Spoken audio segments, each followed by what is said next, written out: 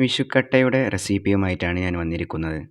മിക്സിയുടെ ചെറിയ ജാറിലേക്ക് ചിരവിയ തേങ്ങ ഇട്ട് കൊടുക്കുക. കുറച്ച് വെള്ളം ഒഴിച്ച് മൂടി വെച്ച് അരച്ചെടുക്കുക. ഒരു അരപ്പ ഉപയോഗിച്ച് നന്നായി അരച്ചെടുക്കുക. ഇപ്പോൾ തേങ്ങയുടെ ഒന്നാം പാല് കിട്ടി. ആ തേങ്ങയിലേക്ക് കുറച്ച് വെള്ളം ഒഴിച്ച് 2 പ്രാവശ്യം അടിച്ചെടുക്കുക. 2 മണിക്കൂർ മുമ്പ് വെള്ളത്തിൽ കുതിർത്തി വെച്ച പച്ചരി കുക്കറിലേക്ക് ഇട്ട് കൊടുക്കുക. നിങ്ങളുടെ കയ്യിൽ ഉണക്കലരി ഉണ്ടെങ്കിൽ അതാണ് എടുക്കേണ്ടത്. ഇനി നേരത്തെ മാറ്റിവെച്ച തേങ്ങയുടെ 2ാം പാലും 3ാം പാലും ഒഴിച്ചു കൊടുക്കുക. കുക്കർ മൂടി വെച്ച് 10 മിനിറ്റ് ലോ ഫ്ലെയിമിൽ വേവിച്ചെടുക്കുക. ഇനി നമുക്കിതൊരു ഫ്രൈ പാനിലേക്ക് മാറ്റി കൊടുക്കാം. തേങ്ങയുടെ 1ാം പാൽ ചേർത്ത് കൊടുക്കുക.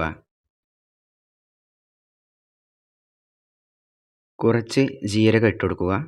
ആവശ്യത്തിനുള്ള ഉപ്പും ചേർത്ത് നല്ലതുപോലെ ഒന്ന് മിക്സ് ചെയ്ത് കുറുക്കിയെടുക്കുക. ഇത് കുറുകി വന്നതിന് ശേഷം ഇതുപോലെ വശങ്ങളിൽ നിന്ന് വിട്ട് കിട്ടുന്ന സമയത്ത് സ്റ്റൗ ഓഫാക്കി ഇതുപോലെ ഈ പാത്രത്തിൽ തന്നെ അമർത്തി ഇങ്ങനെ വെച്ച് കൊടുക്കുക.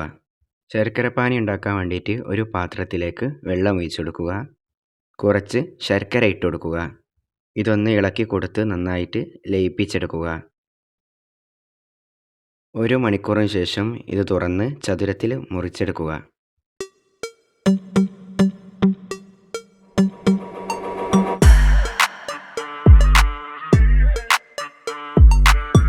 ഇനി ശർക്കരപ്പാനി ഒഴിച്ച് കഴിക്കാവുന്നതാണ്.